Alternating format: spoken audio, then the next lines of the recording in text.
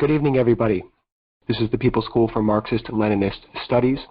This week, the book is Socialism Betrayed by Roger Keeran and Thomas Kenny.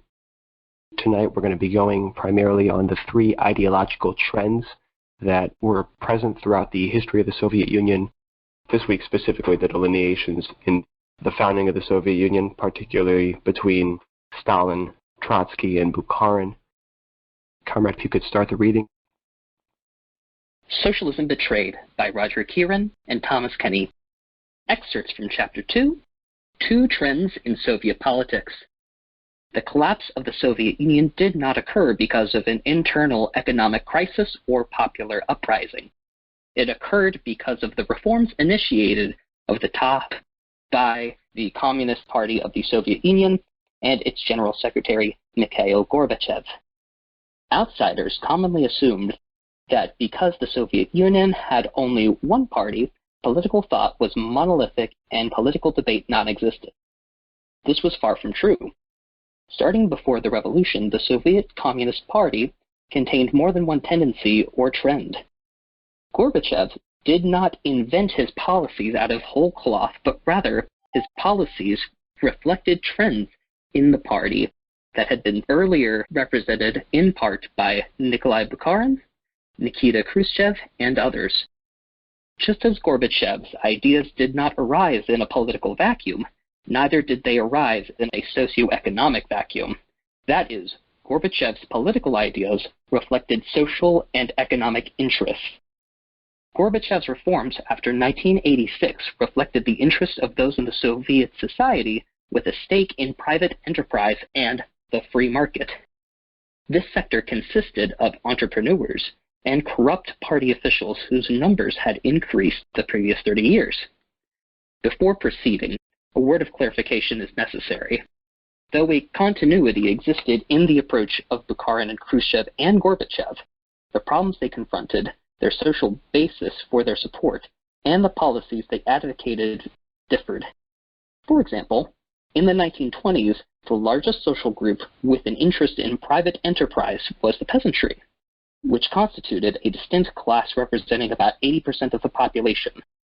By the 1970s, only 20% of the population worked in agriculture, and most of these were agricultural workers on state farms or collective farms.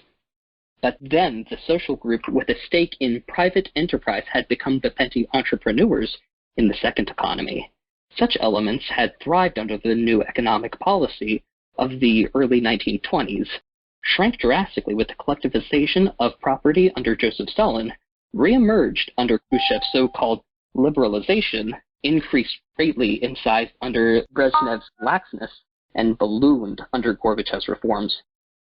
Another difference, the agricultural question, which was so prominent in Bukharin's championing of the Kulaks and in various Khrushchev policies, did not figure prominently in Gorbachev's program.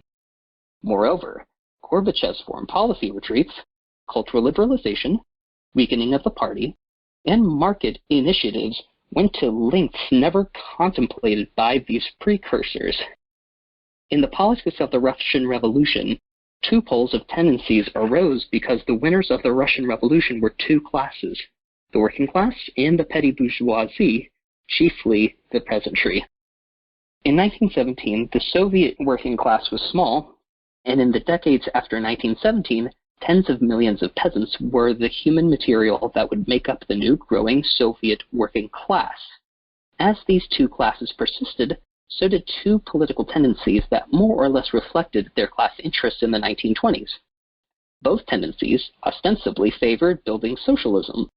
The working class tendency, however, favored policies that strengthened the working class by rapidly building up industry and weakened the property-owning classes by collectivizing agriculture, and policies that strengthened the role of the Communist Party, particularly in centralized economic planning.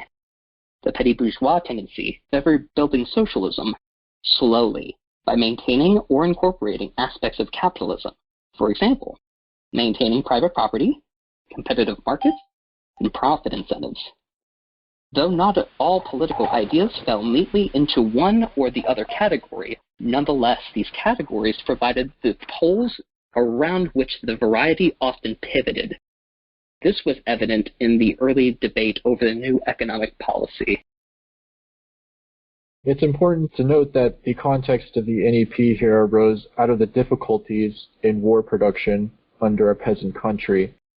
And so war communism was a system born out of necessity, the requirements of the young Soviet Republic as an appropriation system, primarily leaving little, if any, surplus for reinvestment in production.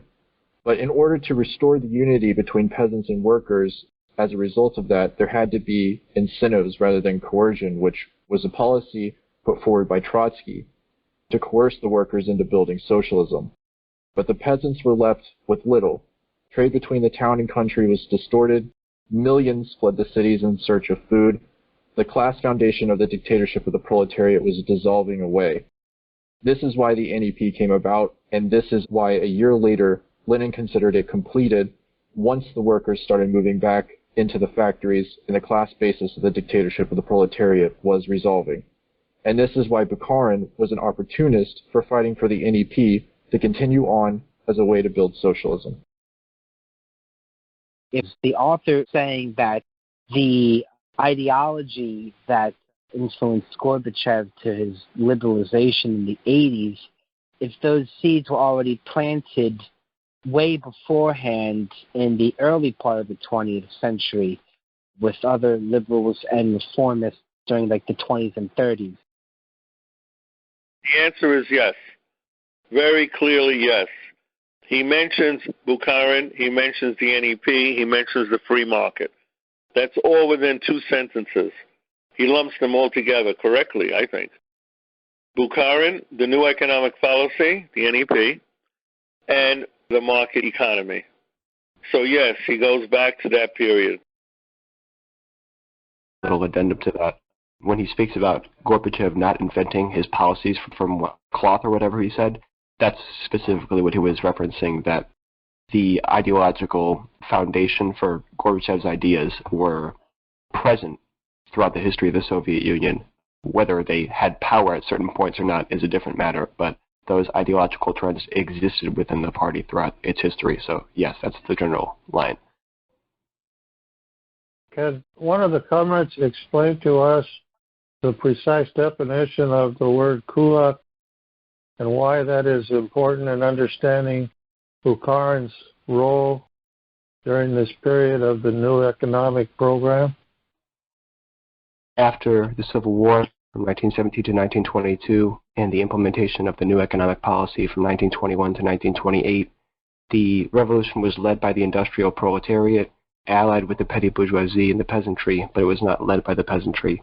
So when Lenin said peace, bread, and the land was redistributed, in agriculture and in the countryside, land was redistributed on an individual basis. So land went from feudal landlords and feudal relations where you had feudal lords who had acres and acres and acres of land to where individual peasants would have their own plots of land. So the new economic policy in the countryside had a private ownership of the means of production in terms of agriculture. And so kulaks, obviously we all know about markets, we know about capitalism. So when you have that mode of production, you have the concentration of material wealth and resources into the hands of a very small amount of people. And so kulaks became the rich peasant farmers in the countryside during the new economic policy who profited from the relations of production in the new economic policy. And that's why collectivization of agriculture that happened between 1929 and 1933 had to be done, because the relations of production in the countryside did not mesh with the overall goals of the Soviet economy. And the kulaks were the people who, during the collectivization of agriculture, when the means of production of agriculture were being socialized in the countryside, these were the good Samaritans who burnt their crops, who slaughtered their livestock, who hoarded grain while their neighbors were starving, and created horrific conditions in the countryside due to their profit motive and their relations to production. The reading speaks about different political trends within the party and how down the line a certain one led to revisionism in the Soviet Union. So I guess my question is, when do different views within the party or different tendencies become more than trends and start to become factionalism? Or if not factionalism, when does it become a problem? I'm hesitant to call it factionalism, in that these were their trends, and these trends aren't factionalism.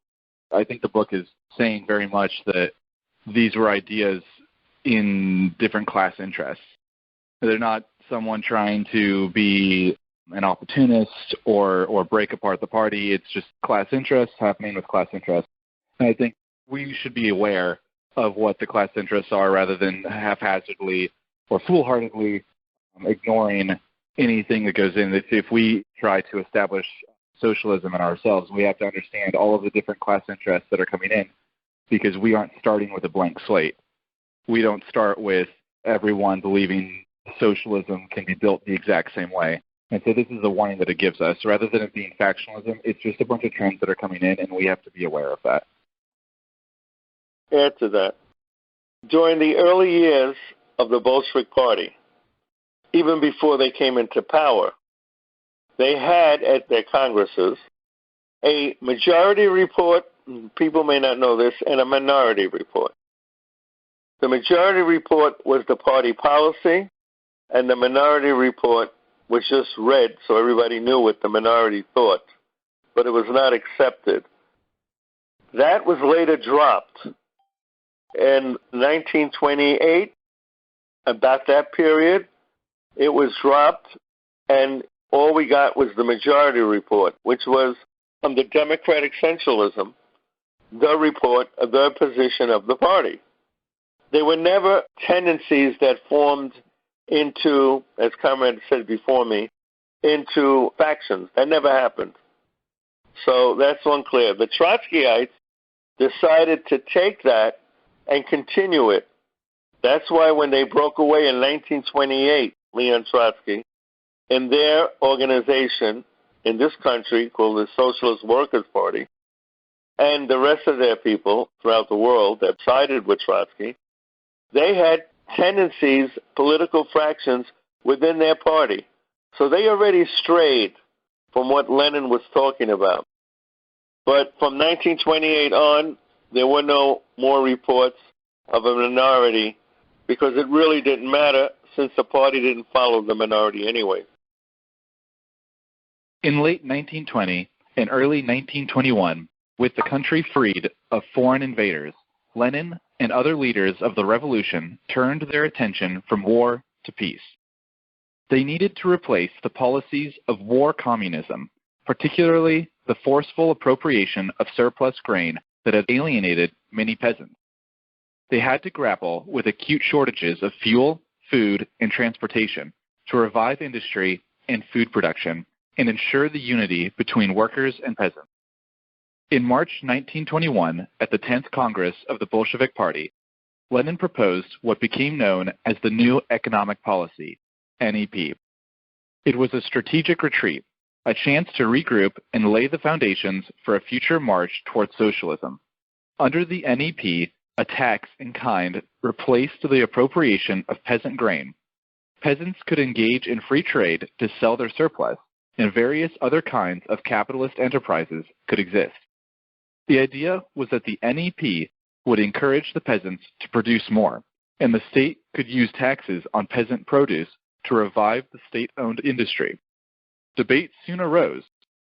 The left called the NEP a capitulation to capitalism that would doom the Soviet project.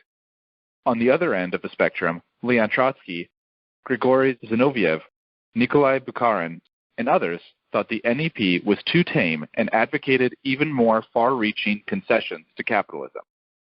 Lenin agreed that the NEP represented a danger. It means unrestricted trade, he said, and that means turning back towards capitalism. Still, he thought the party could handle the danger by limiting the retreat and keeping it temporary. Lenin prevailed.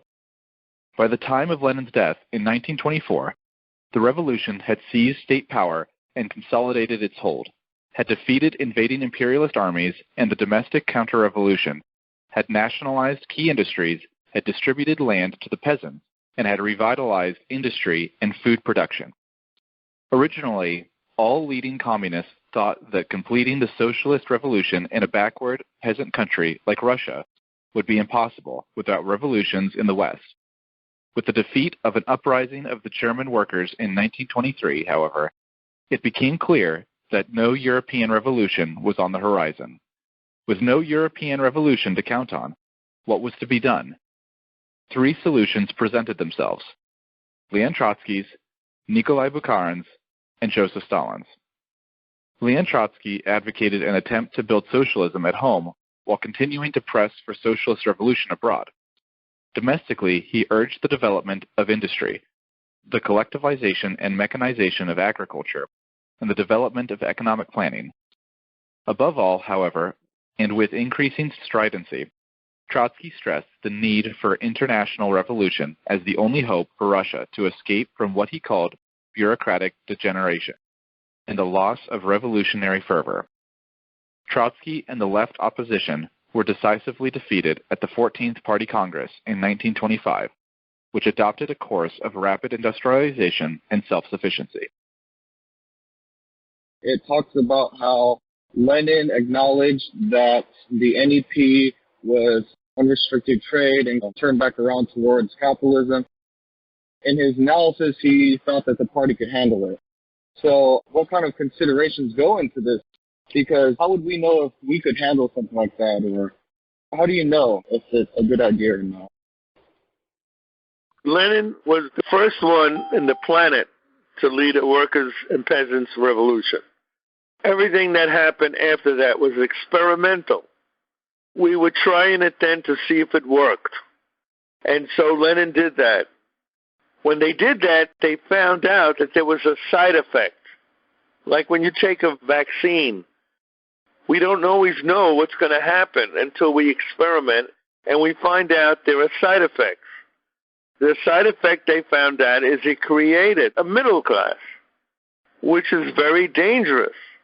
Remember what Marx and remember what Lenin said about the middle class. Their aim is to build capitalism.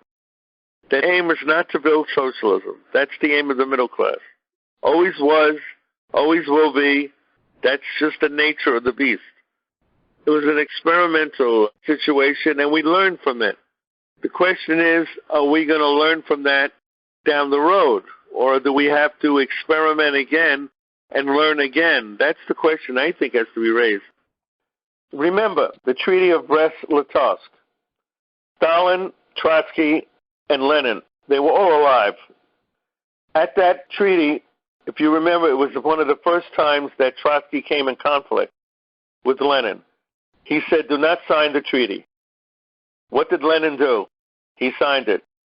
In left-wing communism and infantile disorder, Lenin brings in the difference between the ultra-left and communists is that we understand there are times when we have to compromise. We even have a pamphlet that Lenin wrote, 2 steps forward and 1 step back. I believe that's the name of it, in which he goes along with the idea of compromise, why we need compromise. Stalin said we needed compromise. We're weak. It showed that the West were going to send 14 countries to invade us. They did in Archangel and in Murmansk a few years before that. Therefore, we have to hold on to what we got. We would lose everything if we put all our eggs in the basket of waiting for Lefty, as a famous play in the 30s, came to help them. I want to mention that the example of trade unions, when they go on strike, their job is to try to get as much for the workers as possible. If they can get some things and lose other concessions, they do it. It's not what we want, but at least we're getting something. I know that at various points when Trotsky was still a part of the Communist Party of the Soviet Union, he would vacillate on his various positions. At one point, he was pushing for collectivization really hard. At another point, he was pushing for the NEP with Bukharin and whatnot. So I was just wondering if a more knowledgeable comrade could enlighten us about that. His whole history has been one of wavering between one side and the other. His whole history. When he was in the Martov wing of the Russian Social Democratic Party, that was the Menshevik wing of the party, Martov's wing. And their position was very adamantly against revolution, and the Bolshevik was the opposite for the revolution. So he vacillated a few months before the revolution in 1917, he changed. So he constantly goes from the left to the right, like a pendulum on a grandfather clock. He swings completely to one and the other. He has a problem with that. Nikolai Bukharin represented a petty bourgeois or right-wing solution to socialism's way forward. Barrington Moore pointed out that unlike Lenin, Trotsky, and Stalin, Bukharin never held a high administrative post with major organizational responsibilities as editor of Pravda and an official of the Comintern. He manipulated symbols rather than men. Moreover, as a theoretician, he moved from the extreme left to the extreme right of the communist political spectrum. By the 1920s, he was firmly on the right. He believed that Russia could not skip the stage of capitalism or even pass through it quickly. As Moore said, Bukharin's positions strongly resembled the gradualist views of Western social democracy. He softened the idea of class struggle to the idea of a peaceful contest between competing interest groups, and between state industry and private industry, between cooperative farms and private farms, in which the former would gradually show their superiority, whereas Lenin, the originator of the new economic policy, had frankly viewed it as a retreat. Bukharin viewed the NEP as the road to socialism. He would have continued the new economic policy and allowed or even encouraged private enterprise, particularly among the Kulaks. Bukharin opposed rapid industrialization, the collectivization of agriculture, and any coercion of the peasants. Instead, he said the peasants should be given what they wanted, and he advanced a slogan for the peasants: "Enrich yourselves." In a kind of pale imitation of Trotsky's vain hope in socialist revolutions abroad, Bukharin sought to obtain support for the Soviet Union from non-communist groups abroad, hopes that were dashed by the failure in 1926 to 1927 to win the support of British trade unionists, German social democrats, and Chinese nationalists. Bukharin and the right opposition were rebuffed by the 15th Party Congress in 1927 that adopted a policy of promoting the collectivization of agriculture. 60 years later, Gorbachev read a biography of Bukharin by historian Stephen F. Cohen. According to Gorbachev's close advisor, Anatoly Chernayev, it was then that Gorbachev decided to rehabilitate Bukharin, and the reevaluation of Bukharin opened the gate to reconsidering our whole ideology. In the course of debates with Trotsky and Bukharin, Stalin developed his own solution to socialism's way forward. It had four main components. First was the idea that socialism would be built in one country, a reiteration of Lenin's 1915 idea that the victory of socialism was possible even in one single capitalist country. In the 1920s, Stalin translated this idea into a program. Stalin argued that the Soviet Union could advance towards socialism without a revolution in the West, without help from non-communist allies abroad, and without passing through developed capitalism, providing that the country industrialized rapidly. This was the second component. Industrialization required financing. Since self-financing of industry would be slow, and financing by foreign investment was possible, the growth of industry would have to be financed by increasing agricultural yields. Hence, rapid industrialization required the development of large-scale collective farms utilizing mechanized production. This was the third component. The coordination of industrial growth, agricultural production demanded centralized planning, the fourth component. British historian E. H. Carr called this formulation of the problem and its solution proof of Stalin's political genius. With these ideas, Stalin defeated first Trotsky and then Bukharin. Moreover, as Carr noted, he saved the revolution more than 10 years after Lenin's revolution. Stalin made a second revolution without which Lenin's revolution would have run out into the sand. In this sense, Stalin continued and fulfilled Leninism. Underneath the policy differences between Stalin and Bukharin resided more fundamental differences. Bukharin thought that class struggle was only needed until the establishment of the dictatorship of the proletariat. Though Stalin did not, as many have asserted, maintain that the class struggle in general intensified as socialism developed, he did argue that class struggle would intensify specifically as the country moved from the NEP toward collectivization. Bukharin viewed the NEP concessions to the peasants, the market, and capitalism as a long-term policy. Stalin viewed them as a temporary expedient that the revolution had to jettison when able. During the grain crisis of 1927-28, Bukharin wanted to rely on the free market and to encourage peasants to grow more grain by offering them more consumer goods. Even with the threat of impending war, Bukharin opposed speeding up industrialization if it meant adversely affecting the peasants. For Stalin, impending war provided an additional reason for speeding industrialization, even if it meant exacting surplus from the peasants to finance it, and he dismissed Bukharin as one of the peasant philosophers. During the NEP, Stalin faced a different problem than had Lenin before 1919.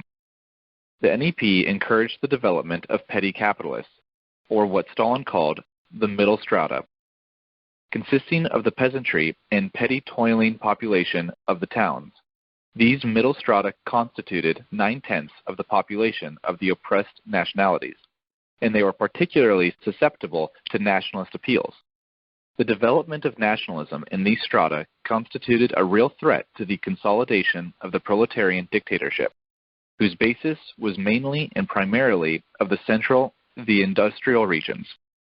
Consequently, Stalin urged a struggle against the nationalist tendencies, which are developing and becoming accentuated in connection with the new economic policy. Stalin's main opposition on this point came from Bukharin, who in 1919 had made an about-face from opposing self-determination to embracing it. By 1923, Bukharin not only supported the NEP and the petty capitalists created by it, but also advocated a hands-off approach toward this class's growing nationalism. Stalin noted that Bukharin had gone from one extreme to the other, from denying the right of self-determination to supporting it one-sidedly. What remained the same, however, was Bukharin's failure to accord nationalism sufficient importance, his failure to appreciate either its potential support of or its potential danger to the revolution, and his reluctance to struggle with nationalists who opposed socialist development. With Stalin's death in 1953, the political struggle over the direction of socialism continued.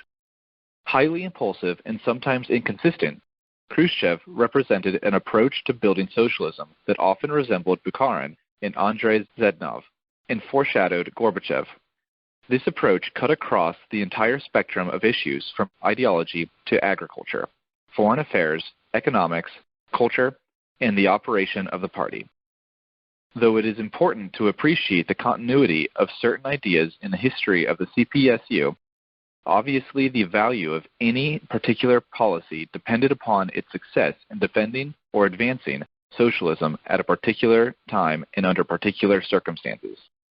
Most would agree, for example, that Khrushchev's advancement of the idea of peaceful coexistence and his reduction of Soviet military ground forces represented appropriate and successful policies, whatever their lineage. Others of his ideas were more dubious. Both before Khrushchev consolidated his hold on the party in 1957, Vyacheslav Molotov and others opposed the main thrust of his policies, and in 1964, after forcing Khrushchev into retirement, the party reversed many of his initiatives. Khrushchev's ideas, however, did not disappear entirely and would flower again under Gorbachev. The best way to understand the differences between the thrust of Khrushchev's policies and those of his critics, like Molotov, as well as Gorbachev's policies and his critics, like Yegor Ligachev, was to see them as polarities, even though in practice the differences sometimes amounted to matters of emphasis. For example, Khrushchev believed in a quick and easy path to communism, while his critics projected a more protracted and difficult road.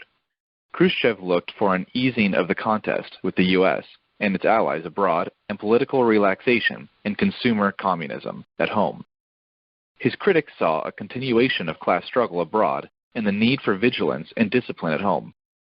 Khrushchev saw more in Stalin to condemn than to praise, Molotov and others more to praise than condemn.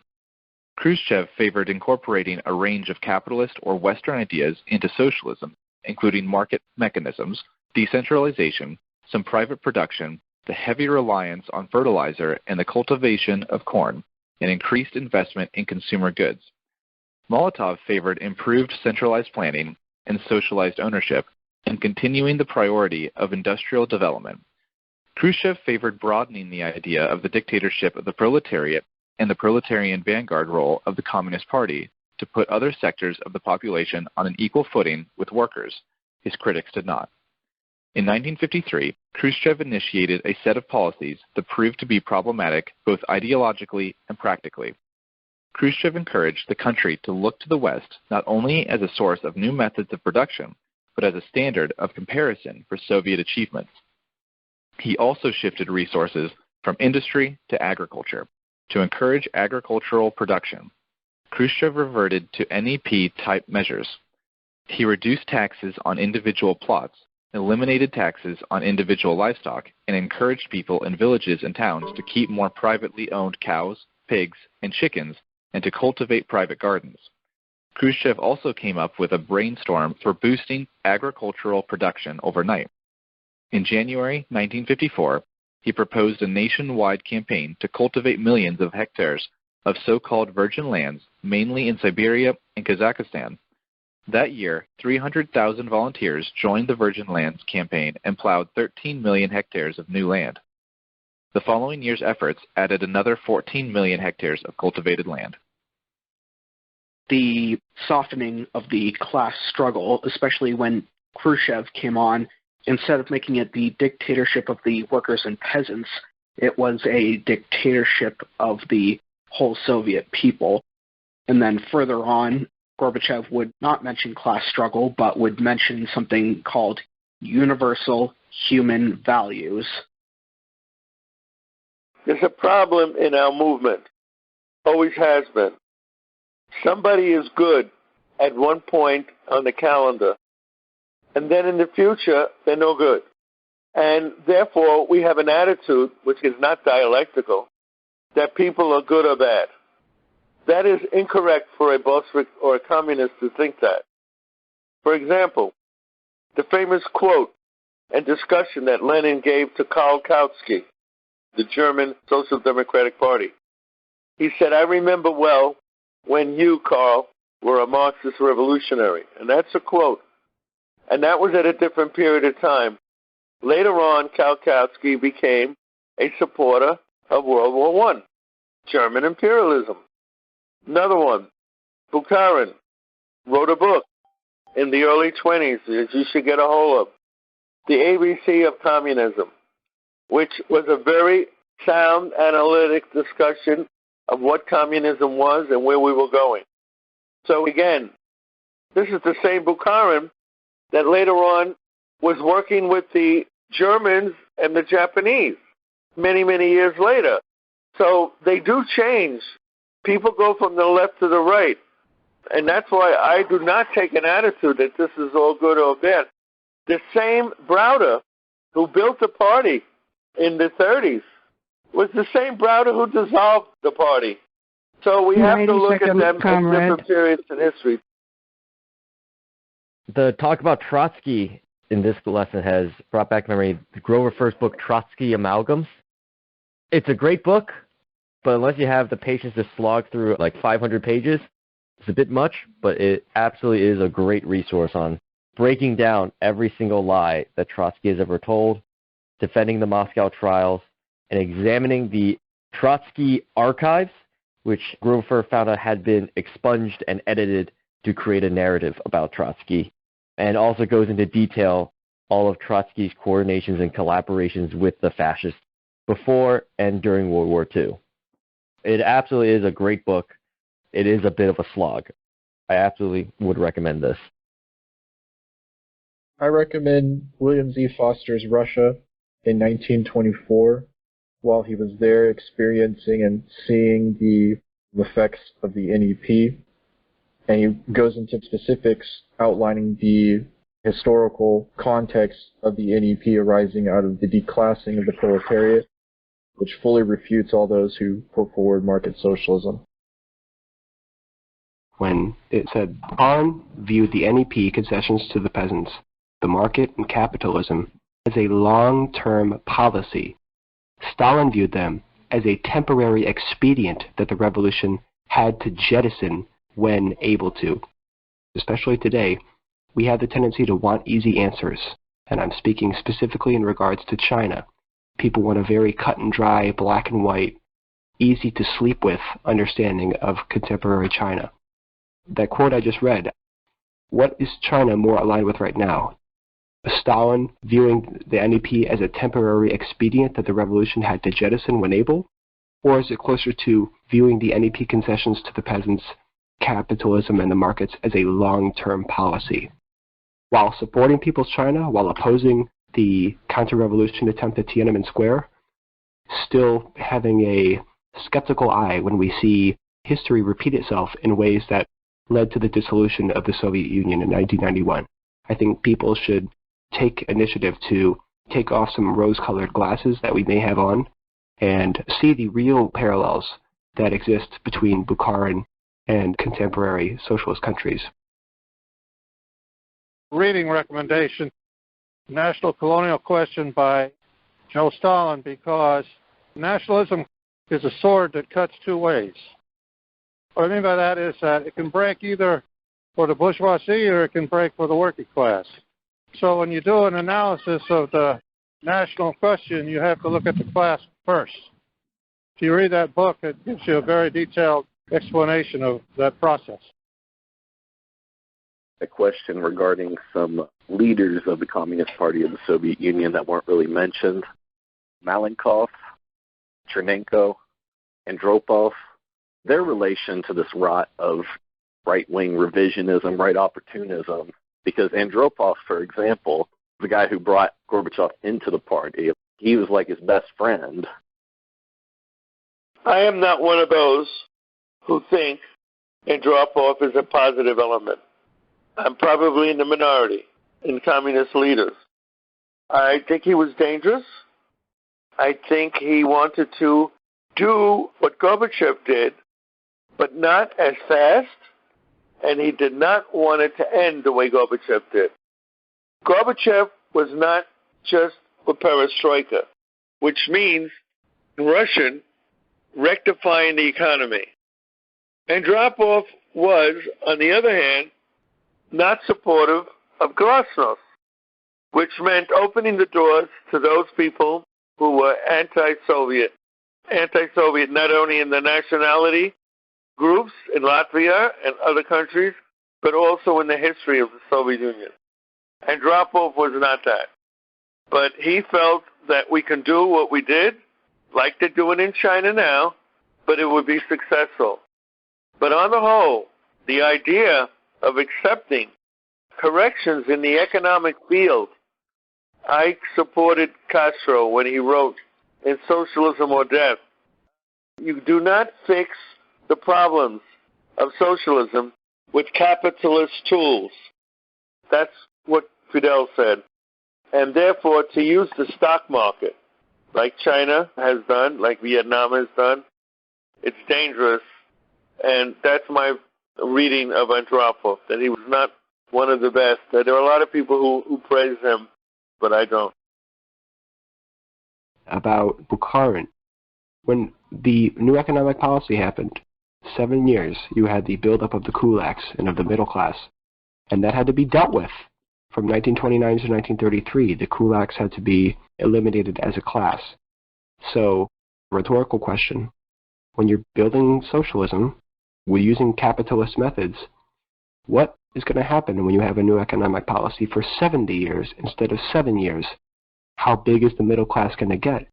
how are you going to have to deal with that middle class? These are questions that I think people who take a very easy analysis of China fail to factor into their analysis. I think it should be at the forefront of our analysis about when this supposed updated new economic policy comes to a close, how, in the same way that the Soviet Union's had to deal with the Kulaks, how various countries that are using capitalist methods to build socialism right now, how that middle strata is going to be dealt with. I think that's a question that people should spend time analyzing. So we've been talking about revisionism and whatnot, how it happened in the Soviet Union, but I was wondering, Comrade Angelo, if you could draw a parallel for us with the situation in China, because, you know, Mao, he was a good comrade at one point. We even have, on Contradiction, A New Outlook, some of his earlier works, but getting towards the Korean War, post-Korea, and the Cultural Revolution, and shaking hands with Nixon. How's that happen? And then how does someone like Deng Xiaoping become such a renowned figure within the party and totally change the course of it while still maintaining its existence, differentiating from Gorbachev there? We need to have a whole discussion on what is going on in China. We're not going to do it now with primary sources and everything else. Let me go into this one thing. Remember, dialectically, communist leaders go through periods. You cannot paint them in one color or the other, depending on a period of society and the calendar where they are. But remember one thing. We are here in this class tonight because we see very clearly that fundamentally, what is the essence of Marxism? It's very simple. We are opposed to capitalism. Why? Because it exploits the labor power of another human being by using it to enrich ourselves. That's what the main thing of our economy is Marxist. Dealing with labor power, dealing with exploitation. If that happens in any society that claims they're socialist, then you have to say, this is ridiculous. They're not socialist. I want to end it with that the essence of capitalism has to be rejected. Any communist who thinks that they can look at themselves in the face and lie to themselves, let alone other people, that living off the exploitation of another human being is good. And yet, isn't that the position of Bukharin in the 1920s? I'll quote you for tonight's work. Enrich yourself. What's that about? That's a communist? Enrich yourself? All right? And I'll read that, what's happened in Deng Xiaoping when he came in. To be rich is glorious. What the hell is that about? Today, our main ideology, in my opinion, that is facing the communist movement is Bukharin. They buried Marx, they buried Lenin, they buried Stalin, and Khrushchev is not talked about, Gorbachev is gone, but the ghost of Bukharin is living in Vietnam right now, is living in China, is living in Laos, and there are elements of that in Cuba right now to build reforms to take away the meaning of socialism. Remember what our definition is. A centralized planned economy with no unemployment and the means of production owned completely, 100%, by the workers and peasant state. And that's it. Also, there was no collapse in the Soviet Union, comrades. Let's not say what the bourgeoisie says. What happened in the Soviet Union was the success of the counter-revolution that's been around since 1917 and 1918. They were around, remnants, and they waited around, and they waited, and their offspring waited, and they succeeded in 1991. That's what that was, a counter-revolution that succeeded. I want to end it with that. I want to thank everybody for coming tonight. I hope people learned something that they didn't know before. I hope people were encouraged to do some reading on their own. A lot of books were mentioned tonight. Start doing stuff on your own and to see if you can explain to yourself. Because Marxism-Leninism is our science. The bourgeoisie does not have that science. And it's available to us. It's a key to understand what's going on in the world. And with that, I want to thank everybody. Good night. Thank you for listening to this full-length class from the People's School for Marxist-Leninist Studies. Follow us on Twitter and Instagram. Join us on Discord and visit peopleschool.org to sign up for free classes.